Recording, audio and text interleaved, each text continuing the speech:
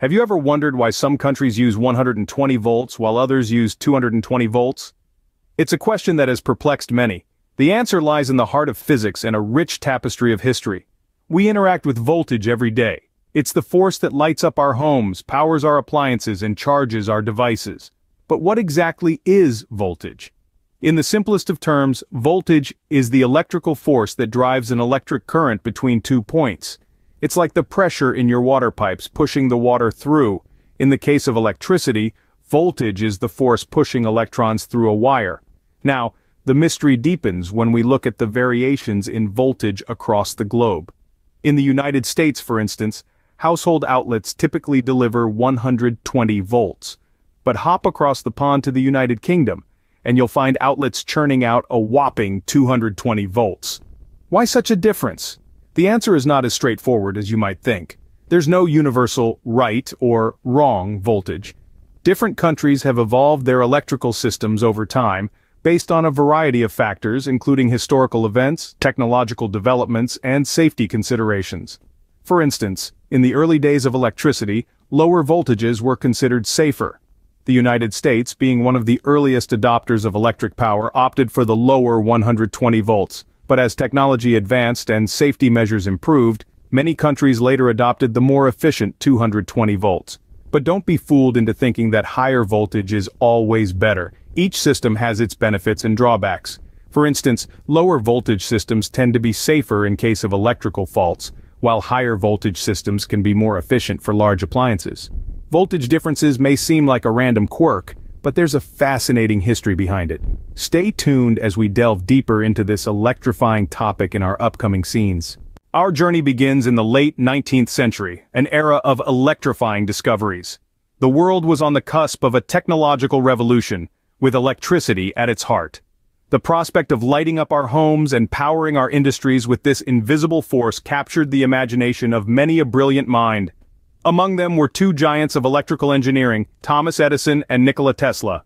Edison, a prolific inventor with a knack for practical solutions, believed in the potential of direct current, or DC. His vision was to create a power system based on low-voltage DC, which he deemed safer and more efficient for short-range power distribution. On the other side of the fence was Tesla, a visionary genius with a flair for the dramatic. Tesla championed alternating current, or AC, arguing that it was superior for long-distance power transmission. His AC system relied on transformers to step up the voltage for transmission and then step it down for safe use in homes and businesses.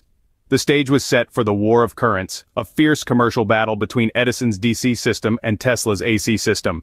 As the dust settled, it was Tesla's AC that emerged victorious, thanks largely to its efficiency over long distances. Yet the story doesn't end there. The victory of AC didn't mean the death of DC. In fact, Edison's vision of a low-voltage system wasn't entirely off the mark. As we'll see later, it played a crucial role in shaping the American standard. So, as the 19th century gave way to the 20th, the world was alight with the possibilities of electricity. But with these possibilities came challenges. Each country, each region, each city had to decide how to harness this new power. And that meant setting standards. As electricity became more widespread, countries began to adopt their own standards. What those standards were, and why they evolved as they did, is a tale of technology, politics, and human ingenuity. But that's a story for another time. So, how did the United States end up with 120 volts? You see, it all started with Thomas Edison, the man who is often credited with inventing the light bulb. Edison's early electrical systems operated on direct current, or DC, which is a type of electrical current that flows in one direction. His initial systems ran at a voltage of 110, a decision influenced by the needs of his most famous invention, the incandescent light bulb. Edison's bulbs worked best at this voltage, and it was also a safer choice. Higher voltages can be more dangerous, and in the early days of electricity, safety was a significant concern. So, Edison decided that 110 volts was the sweet spot, a balance between efficiency and safety. Over time, as technology advanced and electric systems became more sophisticated, the standard voltage in the United States increased slightly. Today, the standard voltage for most residential and commercial outlets is 120 volts. This change was primarily due to the desire for increased efficiency. Higher voltages can transmit more power over longer distances, reducing energy loss and improving the overall efficiency of the electrical system. However, the shift to 120 volts was done gradually to avoid disrupting existing electrical equipment and infrastructure. This is an important point to note. Changes in electrical standards can have significant impacts. They require careful planning and coordination to ensure a smooth transition. The decision to stick with 120 volts also has its roots in safety considerations. While higher voltages can be more efficient, they also present an increased risk of electrical shock. In the United States, the decision was made to prioritize safety over efficiency, leading to the continued use of 120 volts. But while the US chose 120 volts, other countries took a different path.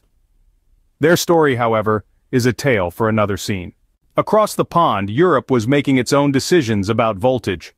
While America settled on 120 volts as their standard, many European countries decided to take a different route, setting their sights on a higher voltage of 220 volts. You might be wondering why the disparity? The answer lies in the interplay of a few critical factors. Firstly, the higher voltage system offers key advantages. It's a matter of physics, really.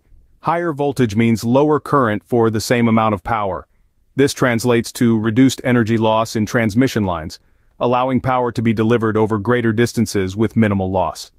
For countries with expansive territories or those aiming to build an interconnected power grid, this was a compelling reason to opt for 220 volts. Secondly, the advent of alternating current played a significant role. In the early days of electricity, direct current was the norm. However, the introduction of alternating current changed the game. Alternating current could be easily stepped up or down in voltage using transformers, making high-voltage transmission much more feasible and efficient. This technological breakthrough strongly influenced many European countries to adopt the 220-volt standard. Last but not least, safety considerations also came into play. High-voltage systems can be more dangerous due to the increased risk of electric shock. However, by implementing stringent safety standards and regulations, Europe managed to mitigate these risks. In summary, Europe's choice of 220 volts was not a whimsical decision. It was shaped by the benefits of high-voltage systems, the influence of alternating current technology, and a careful balance of safety considerations.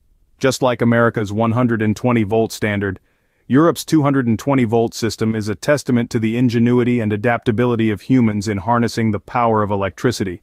It's clear that the choice of voltage wasn't arbitrary, but a result of careful consideration and technological evolution.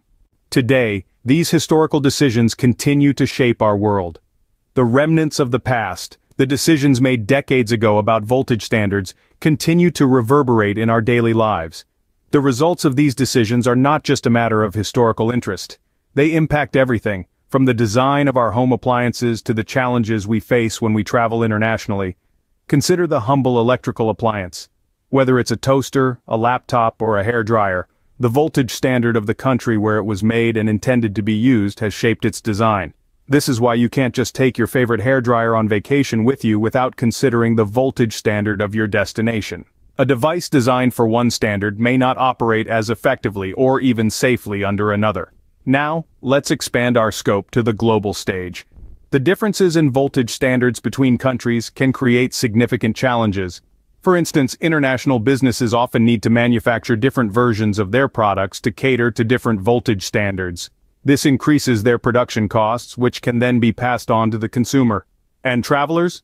Well, they often find themselves in need of power adapters to charge their devices. But these challenges also spur innovation. They drive the development of universal power supplies and multi-voltage devices, innovations that simplify our lives and make our gadgets more versatile. They've also led to the creation of standards organizations, groups dedicated to harmonizing these differences and making our interconnected world a little bit smoother. The legacy of voltage standards is a fascinating mix of history, physics, and international diplomacy. It's a reminder of how decisions made in the past continue to shape our present and influence our future. It's the story of how we've harnessed the power of electricity, adapted to its challenges, and used it to light up our world. So next time you plug in a device, remember the incredible journey of voltage standards that made it possible. Please do like, share, and subscribe to my channel. Thanks for watching.